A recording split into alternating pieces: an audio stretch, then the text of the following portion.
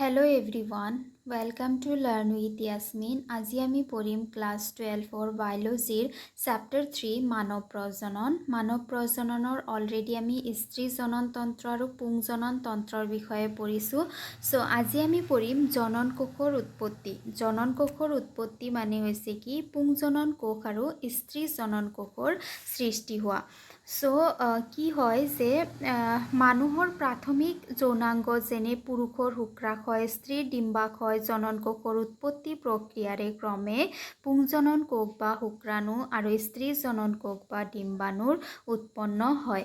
তাৰমানে কি হয় যে পুৰুষৰ ক্ষেত্ৰত শুক্ৰাশয়ৰ পৰা আমি আগতে পাইছোঁ যে শুক্ৰাশয়ৰ পৰা কি হয় শুক্ৰাণু কোষৰ সৃষ্টি হয়, শুক্ৰাণুৰ সৃষ্টি হয় আৰু ডিম্বাশয়ৰ পৰা ডিম্বাণুৰ সৃষ্টি হয়। যিটো শুক্ৰাণু হয় সেইটো দেখিবলৈ এনেকুৱা হয়, নেজ থকা হয়, আৰু যিটো ডিম্বাণু হয় সেইটো এনেকুৱা ৰাউণ্ড হয় দেখিবলৈ, হয়নে? এনেদৰে পুৰুষৰ শুক্ৰাশয়ৰ পৰা শুক্ৰাণু আৰু স্ত্ৰীৰ ডিম্বাশয়ৰ পৰা ডিম্বাণু সৃষ্টি হোৱাকে জনন কোষৰ উৎপত্তি বুলি কোৱা হয়।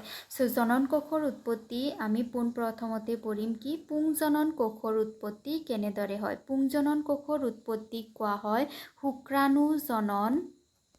মনত ৰাখিবা, পুংজনন কোষৰ উৎপত্তিক কয় শুক্ৰাণু জনন আৰু স্ত্ৰী জনন কোষৰ উৎপত্তিক কোৱা হয় ডিম্বাণু জনন। সো আমি পোনপ্ৰথমতে চাম কি শুক্ৰাণু জনন কেনেদৰে হয়। সো এতিয়া চোৱা, যেতিয়া বেবী এটা জন্ম হয়, যেতিয়া বেবী বয় শুক্ৰাণু ক'ত হ'ব যি পুৰুষৰ দেহত, হয়নে? যেতিয়া বেবী বয় এটাৰ জন্ম হয়, ল'ৰা সন্তান এটাৰ জন্ম হয়, জন্ম হোৱাৰ লগে লগেই কিন্তু তাৰ ভিতৰত শুক্ৰাণুসমূহ সৃষ্টি হ'বলৈ আৰম্ভ নহয়, কাৰণ সি জন্ম হোৱাৰ লগতে নতুন সন্তান এটা জন্ম দিব পৰা অৱস্থাত নাথাকে, হয়নে?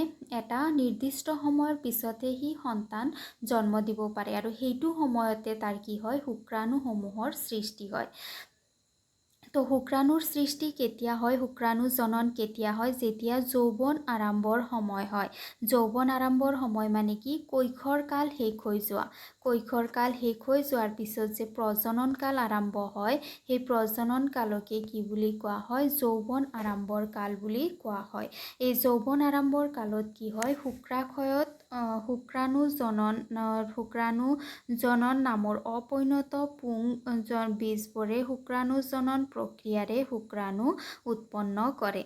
তো যেতিয়া যৌৱন আৰম্ভৰ সময় হয়, সেইটো সময়ত কি হয় যে যিবোৰ তাৰমানে যেতিয়া সন্তান জন্ম হয় তেতিয়া সিহঁতৰ দেশত শুক্ৰাণু জনকোষ থাকে, শুক্ৰাণু জনকোষ নামৰ কোষবোৰ থাকে, কিন্তু কোষবোৰ অপৰিণত অৱস্থাত থাকে। সেইবোৰ কিন্তু শুক্ৰাণু নহয়, শুক্ৰাণু জনকোষহে মাত্ৰ, বুজি পাইছানে? মাত্ৰ এটা কোষহে থাকে আৰু সেইবোৰ অপৰিণত অৱস্থাত থাকে।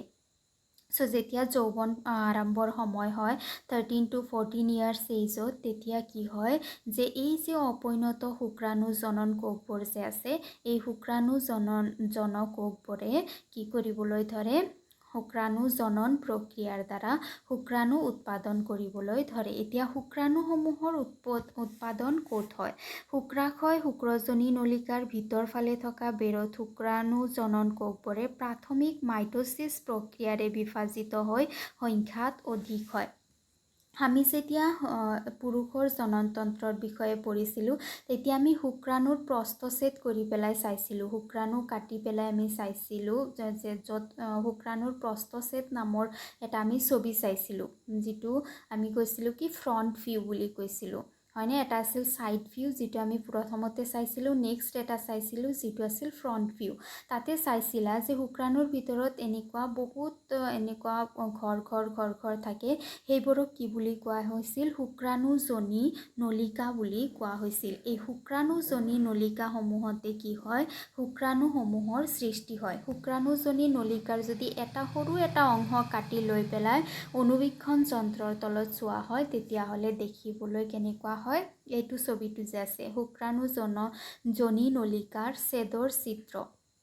এইটো হৈছে কি শুক্ৰাণুৰ সৰু এটা অংশ লৈ পেলাই তাৰ প্ৰস্থচ্ছেদ কৰা, এইটো হৈছে চিত্ৰ বুজি পাইছানে এনেকুৱা দেখিবলৈ পোৱা যায় ইয়াতে চোৱা ইয়াতে কি অংশ আছে এইটো ছবিত যেতিয়া প্ৰস্থচ্ছেদ কৰা হয় এইবোৰ হৈছে কি শুক্ৰাণুজনক কোষ যিবোৰ অপৰিণত অৱস্থাত থাকে যে শুক্ৰাণুজনক কোষ বুলি কোৱা হয় যিবোৰ জন্মৰ লগতে থাকে কিন্তু অপৰিণত অৱস্থাত থাকে যাক শুক্ৰাণুজনক কোষ বুলি কোৱা হয় এই শুক্ৰাণুজনক কোষবোৰক কোনে খাদ্যৰ যোগান ধৰে চাৰ্টলি কোষবোৰে এইটো হৈছে এটা চাৰ্টলি কোষ তাৰপিছত এই শুক্ৰাণুজনক কোষটোৱে পোনপ্ৰথমতে বিভাজন কৰে বিভাজন কেনেদৰে কৰে আমিতো চামেই সেই বিষয়ে তো এই শুক্ৰাণুজনন কোষটোৱে বিভাজন কৰে কোষ বিভাজন কৰে কৰাৰ ফলত ইয়াতে কি হয় প্ৰাথমিক শুক্ৰকোষৰ সৃষ্টি হয় এইটো হৈছে কি এডাল প্ৰাথমিক শুক্ৰকোষ তাৰপিছত এই প্ৰাথমিক শুক্ৰকোষটোৱে আকৌ কোষ বিভাজন কৰে যাৰ ফলত দ্বিতীয় শুক্ৰকোষৰ সৃষ্টি হয়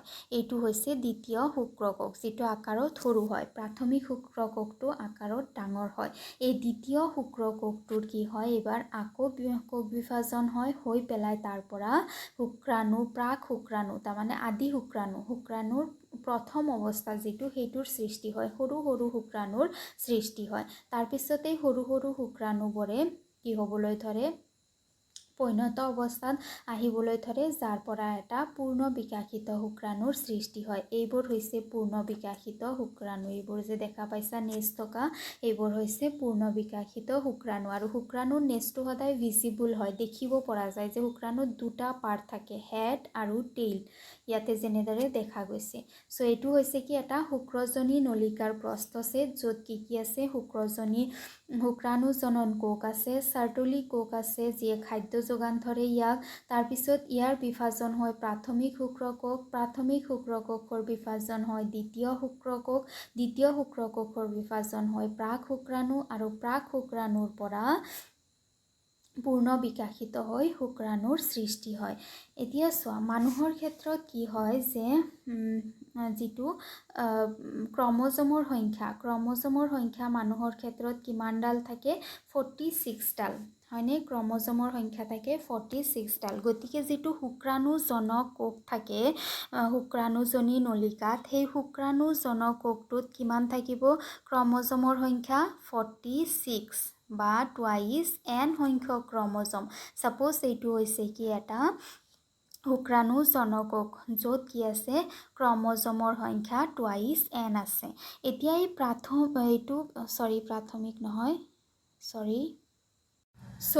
যিটো শুক্ৰাণুজনক কোষ আছে শুক্ৰজনী নলিকাত সেইটো কোষত কি আছে ক্ৰমজমৰ সংখ্যা আছে কিমান টুৱাইচ n সংখ্যক আমি জানো যে মানুহৰ ক্ৰমজমৰ সংখ্যা 46 ডাল থাকে হয়নে টুৱাইচ n মানে 46 বেলেগ প্ৰাণীত বেলেগ থাকে আমি আগৰ চেপ্টাৰসমূহত পঢ়ি আহিছো এইটো যিটো শুক্ৰাণুজনক কোষ আছে শুক্ৰাণুজনক কোষটোৱে যেতিয়া যৌৱন প্ৰাপ্তিৰ সময় হয় তেতিয়া ই কি কৰে মাইটোসিছ কোষ বিভাজন কৰে মাইটোসিছ কোষ বিভাজনত কি হয় যিটো কোষৰ সংখ্যা থাকে কোষৰ সংখ্যা বাঢ়ি যায় কিন্তু ক্ৰমজমৰ সংখ্যা একে থাকে এইটোৱে কি কৰিছে মাইটোসিছ কোষ বিভাজন কৰিছে মাইটোসিছ কোষ বিভাজন কৰাৰ ফলত যিটো শুক্ৰাণুজনক কোষ আছে শুক্ৰাণুজনক কোষৰ সংখ্যা বাঢ়ি গৈছে তাৰপিছত এটাৰ পৰা দুটা সৃষ্টি হ'ল দুটাৰ পৰা কি হ'ব দুটাৰ পৰা এনেদৰে চাৰিটা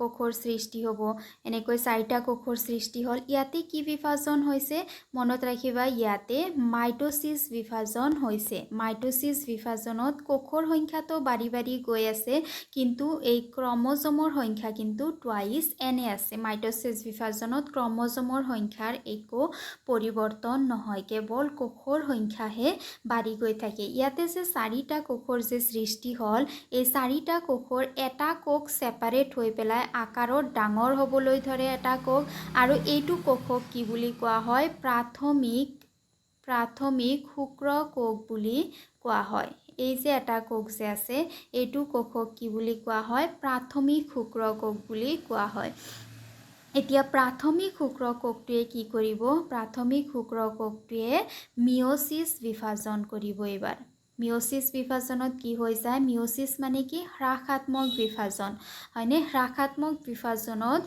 যিটো ক্ৰম'জমৰ সংখ্যা হাফ হৈ যায়। চ' টুৱাইচ এনৰ পৰা এতিয়া ক্ৰম'জমৰ সংখ্যা কি হৈ যাব, এন সংখ্যক। চ' প্ৰাথমিক শুক্ৰকোষটোৰ মিঅ'চিছ কোষ বিভাজন হয়, ইহঁতৰ সংখ্যা বাঢ়িব আৰু ইয়াতে কি হৈ যাব, ক্ৰম'জমৰ সংখ্যা এন সংখ্যক হৈ যাব। এতিয়া মিঅ'চিছ বিভাজন হ'ল, মিঅ'চিছ বিভাজন হয় ইয়াৰ কোষৰ সংখ্যা কি হ'ব, মিঅ'চিছ বিভাজন হৈ যিবোৰ কোষৰ সৃষ্টি হ'ল এইবোৰক কি বুলি কোৱা হয়, এইবোৰক কোৱা হয় তোমাৰ দ্বিতীয় শুক্ৰকোষ। এইটো আছিল কি প্ৰাথমিক শুক্ৰকোষ, যিটো আকাৰত ডাঙৰ আছিল। তাৰপিছত প্ৰাথমিক শুক্ৰকোষৰ মিঅ'চিছ বিভাজন হয় যিবোৰৰ সৃষ্টি হয় তাক কোৱা হয় দ্বিতীয় শুক্ৰকোষ। এইটো হ'ল দ্বিতীয় শুক্ৰকোষ। এতিয়া দ্বিতীয় শুক্ৰকোষবোৰে আকৌ মিঅ'চিছ বিভাজন কৰিব। মিঅ'চিছ বিভাজন কৰাৰ ফলত 2টাৰ পৰা 4টা শুক্ৰকোষৰ সৃষ্টি হয়। চ' এইটোৱে মিঅ'চিছ বিভাজন কৰিল। ইয়াতে কি হ'ব, কোষৰ সংখ্যা কি থাকিব, এন সংখ্যক কোষৰ ক্ৰম'জমৰ সংখ্যা এন সংখ্যক থাকিব। গতিকে যিটো দ্বিতীয় শুক্ৰকোষ আছিল যি দুটা, সেই দুটাই এইবাৰ বিভাজন কৰি পেলাই কি কৰিলে, 4টা কোষৰ সৃষ্টি কৰিলে। এই যে 4টা কোষ যে আছে, এই 4টা কোষক কি বুলি কোৱা হয়, প্ৰাক শুক্ৰাণু বুলি কোৱা হয়। তাৰমানে শুক্ৰাণুৰ আদি অৱস্থা, যেতিয়া শুক্ৰাণু পোনপ্ৰথমতে সৃষ্টি হয় তাক প্ৰাক শুক্ৰাণু বুলি কোৱা হয়। এতিয়া এই 4টা যে প্ৰাক শুক্ৰাণু আছে, এইকেইটাৰ কি হ'ব, এইকেইটা তোমাৰ মেচিউৰ্ড হ'ব ধৰিব, পৰিণত অৱস্থা পাব ধৰিব আৰু ইয়াৰ আকাৰ এনেকুৱা হ'ব ধৰিব। যেনেদৰে আমি জানো যে যিটো শুক্ৰাণু থাকে পৰিণত প্ৰাপ্ত শুক্ৰাণুৰ এটা হেড থাকে, এটা টেইল থাকে, এনেদৰে নেজ থকা শুক্ৰাণুৰ সৃষ্টি হ'ব। চ' এইটো প্ৰক্ৰিয়াকে কি বুলি কোৱা হয়, শুক্ৰাণু জনন প্ৰক্ৰিয়া বুলি কোৱা হয়। শুক্ৰাণু জনন প্ৰক্ৰিয়া। যদি এইটো ছবিটো যদি মনত ৰাখা তেতিয়াহ'লে আৰু একো টান নহয়, গোটেইখিনি সুন্দৰকৈ লিখিব পাৰিবা। তথাপি আৰু এবাৰ মই বুজাই দিছোঁ। চ' শুক্ৰাণু জনন প্ৰক্ৰিয়া, শুক্ৰাণু জনন প্ৰক্ৰিয়া পৰীক্ষাত আহিলে ছবি আঁকিব লাগে আৰু ছবিটোতে গোটেইখিনি কথা আছে, এবাৰ বুজি পালে সুন্দৰকৈ লিখিব পাৰিবা। এবাৰ কৈছোঁ তথাপি আৰু এবাৰ কৈ দিছোঁ। ছাপ'জ এইটো হৈছে কি শুক্ৰজনক কোষ, যিটো শুক্ৰজনক কোষ ক'ত থাকে, শুক্ৰজনন নলিকা যিটো থাকে তাতে থাকে শুক্ৰজনন কোষ। এই শুক্ৰজনন কোষত ক্ৰম'জমৰ সংখ্যা কিমান আছে, টুৱাইচ এন আছে। এই শুক্ৰজনন কোষটোৱে এইবাৰ কি কৰিব, যেতিয়া যৌৱন প্ৰাপ্তিৰ সময় হ'ব তেতিয়া এই শুক্ৰজনন কোষটোৰ হ'ব কি, মাইট'চিছ কোষ বিভাজন। মাইট'চিছ কোষ বিভাজনত কি হয়, কোষৰ সংখ্যা বাঢ়ি যায় কিন্তু ক্ৰম'জমৰ সংখ্যা একে থাকে। চ' ইয়াৰ পৰা 2টা সৃষ্টি হ'ল, তাৰপিছত 2টাৰ পৰা 4টা সৃষ্টি হ'ব হয়নে। এই যে 4টা যে কোষৰ যে সৃষ্টি হ'ল, ইয়াৰে এটা কোষ কি হ'ব, আকাৰত ডাঙৰ হ'বলৈ ধৰিব। গোটেইকেইটা নহয়, মাত্ৰ এটা কোষ আকাৰত ডাঙৰ হ'বলৈ ধৰে আৰু ইয়াক কি বুলি কোৱা হয়, প্ৰাথমিক শুক্ৰকোষ বুলি কোৱা হয়। প্ৰাথমিক শুক্ৰকোষ বুলি কোৱা হয়। এইটো ডাঙৰ কোষটোক কোৱা হয় প্ৰাথমিক শুক্ৰকোষ। এতিয়া এই ডাঙৰ কোষটো যে আছে প্ৰাথমিক শুক্ৰকোষ, এইটোৱে কি কৰিব, মিঅ'চিছ কোষ বিভাজন কৰিব। মিঅ'চিছ কোষ বিভাজনত কি হয়, মিঅ'চিছ মানে হৈছে হ্ৰাসাত্মক কোষ বিভাজন, য'ত ক্ৰম'জমৰ সংখ্যা আধা হৈ যায়। কোষৰ সংখ্যা বাঢ়ি যায় কিন্তু ক্ৰম'জমৰ সংখ্যা আধা হৈ যায়। চ' মিঅ'চিছ কোষ বিভাজনৰ ফলত যি কোষৰ সৃষ্টি হয় তাক কি বুলি কোৱা হয়, দ্বিতীয় শুক্ৰকোষ বুলি কোৱা হয়। প্ৰাথমিক শুক্ৰকোষৰ পৰা কিহৰ সৃষ্টি হয়, দ্বিতীয় শুক্ৰকোষৰ সৃষ্টি হয়। এইবাৰ এই দ্বিতীয় শুক্ৰকোষবোৰে আকৌ বিভাজন কৰিব, মিঅ'চিছ বিভাজন কৰিব, হ্ৰাসাত্মক বিভাজন কৰিব, কৰি পেলাই ইয়াৰ পৰা 2টাৰ পৰা 4টা কোষৰ সৃষ্টি হ'ব। এই 4টা কোষক কোৱা হয় প্ৰাক শুক্ৰাণু। তাৰমানে শুক্ৰাণুৰ সৰু অৱস্থা, আদি অৱস্থা। এই 4টাক প্ৰাক শুক্ৰাণু বুলি কোৱা হয়। এই প্ৰাক শুক্ৰাণুবোৰে এইবাৰ কি কৰিব, মেচিউৰ্ড হ'ব। মেচিউৰ্ড হৈ পেলাই এনেদৰে পূৰ্ণ বিকাশিত শুক্ৰাণু, নেজ থকা শুক্ৰাণুৰ সৃষ্টি কৰিব। আৰু আমি জানো যে শুক্ৰাণুত হেড আৰু টেইল থাকে হয়নে হেড আৰু টেইল থকা শুক্ৰাণুলৈ বিকাশিত হ'ব এইবাৰ এইবোৰ যে শুক্ৰাণু আছে এইবোৰ শুক্ৰাণু কি হয় শুক্ৰজনী নলিকাৰ পৰা বাহিৰলৈ ওলাই আহে বুজি পাইছা এতিয়া শুক্ৰজনন প্ৰক্ৰিয়া শুক্ৰাণু জনন প্ৰক্ৰিয়া সো ইয়াতে সেইটোৱে প্ৰক্ৰিয়াটোৱে লিখিছে যে যিটো শুক্ৰাণুজনক কোষ থাকে এই কোষবোৰৰ প্ৰতিটো দ্বিগুণ ক্ৰমজমযুক্ত যেনেকৈ আমি কৈছিলোঁ টুৱাইছ এন সংখ্যক ক্ৰমজম থাকে 46 ডাল ক্ৰমজম 23 জোৰ ক্ৰমজম থাকে শুক্ৰজনন কোষবোৰত পিছত কোষবোৰ আকাৰত বৃদ্ধি হৈ প্ৰাথমিক শুক্ৰ কোষলৈ ৰূপান্তৰিত হয় য'ত সময়ে সময়ে মিঅ'চিছ বিভাজন হয় আৰু প্ৰাথমিক শুক্ৰ কোষৰ পৰা প্ৰথম মিঅ'চিছ বিভাজনৰ ফলত দুটা এগুণাত্মক দ্বিতীয় শুক্ৰকোষৰ সৃষ্টি হয় এতিয়া প্ৰতিটো 23 ডাল ক্ৰমজম থাকে যেতিয়া মানে এবাৰ মিঅ'চিছ বিভাজন হয় তেতিয়া ক্ৰমজমৰ সংখ্যা 23 ডালে থাকি যায় দ্বিতীয় শুক্ৰজনন কোষটোৱে দ্বিতীয়বাৰ মিঅ'চিছ বিভাজনৰ দ্বাৰা 4টা সমান কোষৰ সৃষ্টি কৰে যাক কি বুলি কোৱা হয় প্ৰাক শুক্ৰাণু যেনেকৈ আমি চাইছিলোঁ 4টা প্ৰাক শুক্ৰাণুৰ সৃষ্টি হয় প্ৰাক শুক্ৰাণুবোৰ এইবাৰ কি হৈ যায় প্ৰাক শুক্ৰাণুবোৰ পৈণতপ্ৰাপ্ত অৱস্থাত যে আহে প্ৰাক শুক্ৰাণু পৈণতপ্ৰাপ্ত অৱস্থাত অহা প্ৰক্ৰিয়াটোক কোৱা হয় স্পাৰমিঅ'জেনেচিছ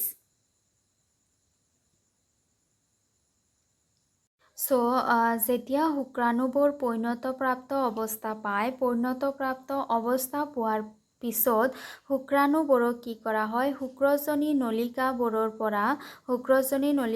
পৰা শুক্ৰাণুবোৰক উলিয়াই দিয়া হয় আৰু এই প্ৰক্ৰিয়াক শুক্ৰক্ষৰণ বুলি কোৱা হয় স্পাৰমিয়েশ্যন মতলব মানে কি হয় যে শুক্ৰাণুজনী নলিকাবোৰত যেতিয়া শুক্ৰাণুসমূহ পৈণতপ্ৰাপ্ত অৱস্থা পায় তেতিয়া শুক্ৰাণুসমূহক কি কৰা হয় যিটো নলিকা আছে শুক্ৰজনী নলিকা তাৰ পৰা বাহিৰ ওলাই দিয়া হয় আৰু এই প্ৰক্ৰিয়া কি বুলি কোৱা হয় শুক্ৰক্ষৰণ মনত ৰাখিবা শুক্ৰক্ষৰণ প্ৰক্ৰিয়া কি যি প্ৰক্ৰিয়াত শুক্ৰজনী নলিকাৰ পৰা শুক্ৰাণুবোৰ বাহিৰত ওলাই দিয়া হয় সেই প্ৰক্ৰিয়াক শুক্ৰক্ষৰণ বুলি কোৱা হয় সো ইয়াতে আমাৰ যিটো শুক্ৰাণু জনন আছিল সেইটো কমপ্লিট হৈ গ'ল আমি শুক্ৰক্ষৰণ কাক কয় সেইটোও পালোঁ নেক্সট টপিকত নেক্সট ভিডিঅ'ত আমি পঢ়িম স্পাৰমিঅ'জেনেচিছ তাৰমানে কেনেদৰে শুক্ৰাণুটো ডাঙৰ হয় কি হৰমন থাকে কি হৰমনৰ কি অংশ থাকে সেইবোৰৰ বিষয়ে আমি পঢ়িম তোমালোকে পাৰিলে ফাৰ্ষ্ট ইয়াৰৰ যে হৰমন চেপ্টাৰ আছে এইটো অকণমান